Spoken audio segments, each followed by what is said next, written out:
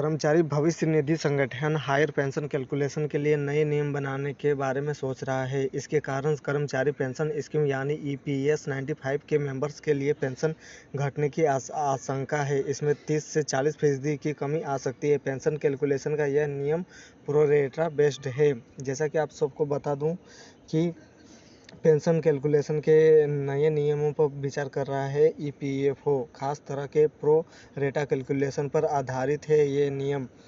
जैसा कि आपको बता दूं कि कर्मचारी पेंशन स्कीम ईपीएस 95 के आवेदकों को झटका लग सकता है। मीडिया रिपोर्ट्सों के से पता चलता है कि ईपीएफओ हायर पेंशन कैलकुलेशन के लिए नए नियम पर विचार कर रहा है।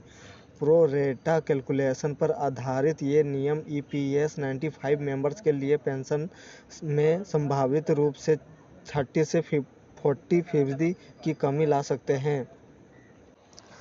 लेबर एंड एम्प्लॉयमेंट प्रैक्टिस के हेड पीवी मूर्ति ने इस बात की पुष्टि की है कि हायर पेंशन का विकल्प चुनने वाले कर्मचारियों के सेवा अवधि को 2 भागों में विभाजित किया गया है। हालांकि ईपीएफओ ने आधिकारिक तौर पर इस नए तरीके पर कुछ नहीं कहा है, ना ही इसके बारे में कोई सर्कुलर जारी किया है। हायर ईपीएफ पेंशन के लिए प्रो रेटा कैलकुलेशन मुख्य रूप से उन मेंबर्स को प्रभावित करेगा जो अभी भी काम कर रहे हैं या 1 सितंबर 2014 को या उसके बाद रिटायर्ड हो चुके हैं। औसत पेंशन योग्य वेतन की गणना के लिए उनकी सेवा अवधि को 2 भागों में विभाजित किया जाएगा।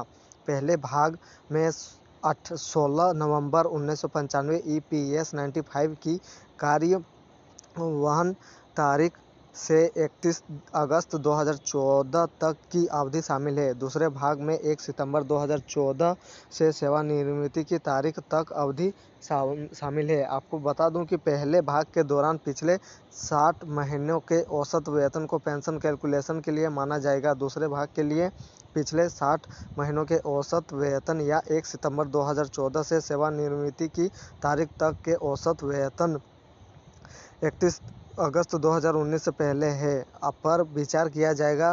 देय पेंशन को अनुपातिक रूप से विभाजित किया जाएगा, फिर 2 भागों में बांटा जाएगा।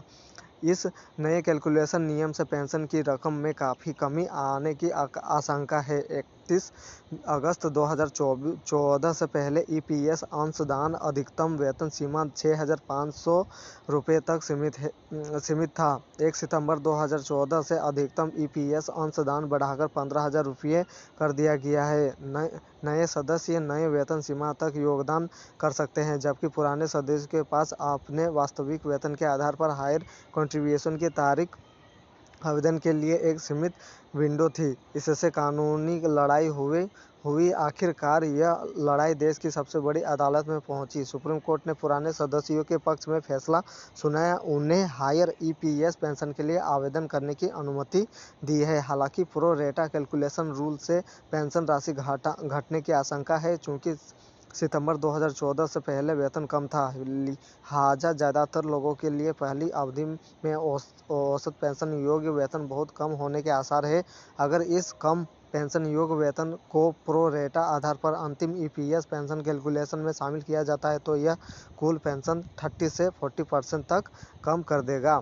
आपको बता दूं कि ईपीएफओ का यह नज़रिया सुप्रीम कोर्ट के आदेश की भावना के विपरीत लगता है।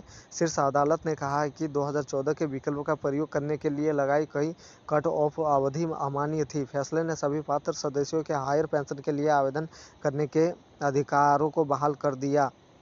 पीवी मूर्ति का मानना है कि हायर पेंशन कैलकुलेशन के लिए ईपीएफओ की ओर से अपनाया गया प्रो रेटा नज़रिया सर्वोच्च न्यायालय के फैसले की भावना के अनुरूप नहीं है। ऐसा लगता है कि ईपीएफओ के वर्तमान कदम की मंशा पेंशन कैलकुलेशन नियम में बदलाव करके पेंशन राशि का अप्रत्यक्ष रूप से कम करना है। यह ईपीएफ कॉर्पस में अप्रत्यक्ष धन के कारण हो सकता है। हायर पेंशन का विकल्प चुनने वाले सदस्य चिंतित हैं, क्योंकि उन्हें मिलने वाली वास्तविक पेंशन अपेक्षा से काफ़ी कम हो सकती है। ईपीएफ ने अभी तक नए कैलकुलेशन नियम को अधिसूचित नहीं किया है। यह महत्वपूर्ण है कि वह हायर पेंशन के लिए आवेदन करने वाले सदस्यों की चिंता का समाधान करे। अगर अधिसूचित होने पर नया तरीका सेवानिवृत्त लोगों को नुकसान में डालता है तो वे सुप्रीम कोर्ट को सहित उपयुक्त कानूनी मंचों में से इसे चुनौती दे सकता है।